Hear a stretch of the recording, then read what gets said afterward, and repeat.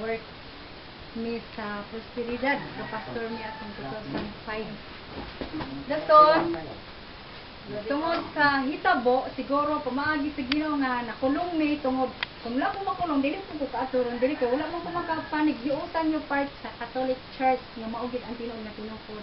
Praise the Lord. So nagpasalamat ko sa Ginoo nga una-una sa tanan nga akong pasalamatan sa Dios si Baduini gigamit sa Ginoo sa BGMP. 2005 nakulong mi sa praise tuhan siguro nakabati mo ang istorya nga katong giingnan ko nga ako priority nga ako ng rape. Taga Prosperidad na siya nga amo ang complainant ko. Pasalamat ko sa Dios nga gigamit siya part sa amo ang side kay kung wala siya gigamit dili man ko mapreso. Dili ko kabalik sa Katoliko. So pasalamatan ako ang Dios ug siya nga among complainant nganong naingon ni ani tungod kabalik ko sa ilang sa Ginoo. Sami ka pastor almost 14 years old nga nagpastor mi sa Baptist Christian Alliance Missionary. Ang among trabaho church planting. Ginakabudlay na amo ang trabaho. Muumol kag tao, muumol kag church, kanang simbahan. Dason every 3 years kada city gina-transfer ni. Dito mo ni among trabaho. Nasulagma lang nga diri mi nahitabo nga na frame up mi nga ako'y priority sa kato nga ako mismo ng rape. Duhami sa akong bana na preso dito sa BGMP. Sa ato sa San Carlos. Pero wala ko ma-discourage kay preparado na mi ato kay naman sa Bible, di ba? Ang alagad sa Dios, di ba? Lutoson. Naana din ha nakasulat na dili na mairis kay kung ibase na sa Bible, nakakulit na sa imuhang palad ang imong pangalan. So naana ang giingon nga panagna sa Bible adunay katumanan.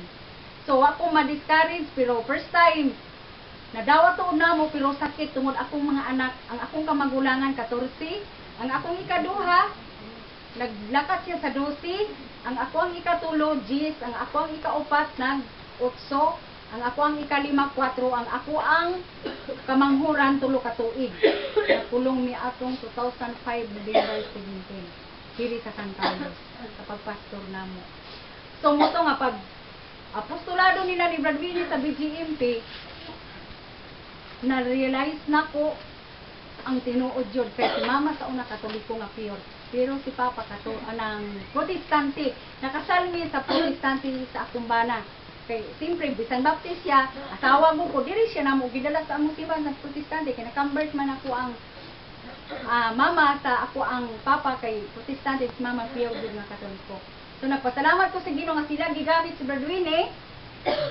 Sila si Maninoy Bargo, sila si Madam Posar, gigamit pero number 1, kani siya gigamit sa apostolado dito sa BGMP. Nagpasalamat ko kay kung wala sila, dili ko kamuklat sa kamatuoran nga ang tinuod yun nga tinukod nga simbahan mao ang Katoliko.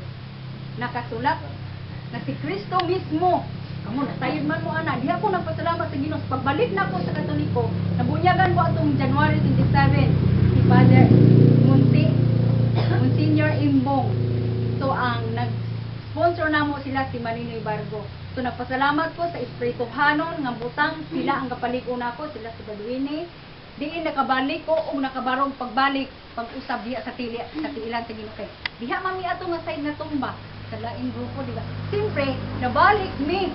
Kandiyon sa Bible, bisan ka pila ka matumba, balik ikaw pagbarog at tubangan sa Dios. Ayaw ika-discourage bisan mo sa mga baguyong ginamoy niya. Daghan ni atong i-reject kaming mga pastor, di ba? Ayun mga sangbang reliyon, yung i-reject Mama Mary number 1. Maunay usa ka butang nga wala na ako makumpisan ni Munsi ang akong sayop nga pinakasakit kung maramdaman nimo nga kita inahan mismo i-reject ta sa mga tao, masakit man ang atong ginikanan i-reject sa katawhan. Sama na po part sa side ni Mama Mary. Nag-reject namo siya. Pero muna'y something wrong nga among nahimo nga failure at tubangan sa katawhan nga gitudlo ang mga mali. No wala himutang sa gitudlo sa Katolikong naadjud ang kamatuoran sa Katoliko. Praise the Lord. Mutlat ang hayagan ng ako ang kasingkasin, itong nahuna, nga diin, kung wala ko na preso, dili ko kay balo. Kaya ang among naagyan lahi sa diri nako sa Katolik, daghan akong naagyan nga mga seminar. Daghan akong naatinan nga mga party, mga okasyon sa Katolik. Diya jud ko naligon. Inangano ang sa Adi man ako pag-unsa sa ubang grupo, di man ako pag-uba. Nagtudlo man usab sila part sa kamatuoran, pero adunay mga rejected nila ang ubang pagtulon nato sa Katolik. Pero nakasulat sa Bible na adya step by step. Ang nakasimyat lang sa ubang grupo, kay ang ilahang pinaka malain, kita pa mo ilang gitawag og false prophet. Pero dili tinuod na. Ako gyud nausisaan ako mismo. Ako nabunyagan, akong bana wala pa, pero akong bana ron tuwa sa munti wala mahuman among kaso, pero guilty ni. Di ako namo tanan. Muna yun ako ni Lord. Lord, bisa unsay pa maagi nga makalayo ka. Makalaya ko importante kung tagaan ko nimong tsansa nga makalaya kami. Kay nga amo biyang kaso, death penalty diyan na ay. Kung tinuod namo nga nang ako, reclusion perpetuo, wala habang buhay ka sa prisuhan. Unya og ibalik tong pamalawod sa una nga injection na lang ka aron mapatay tungod sa imong gihimo. Matayo, patay jud ka. Pero mura niya akong giingon.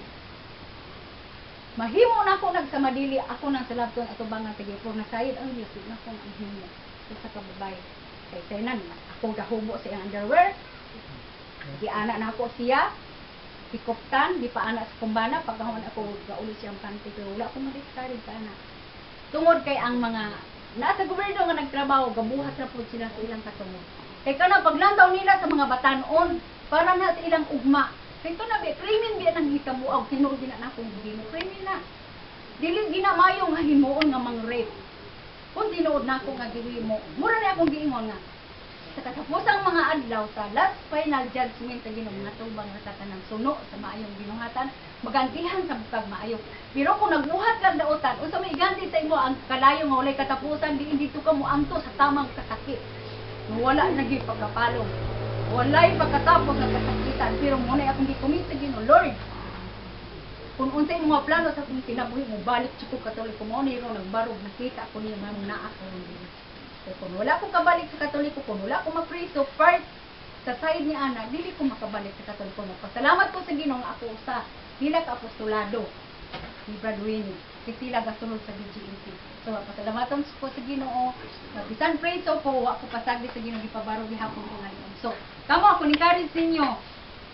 Mitras wala pa maabot ang mga bagyo, uno sa inyong kinabay nga pinakamug at dikit o padayon dyan mo. Ang inyong natunan nga gitudlo sa inyong teacher about sa Catholic Defender.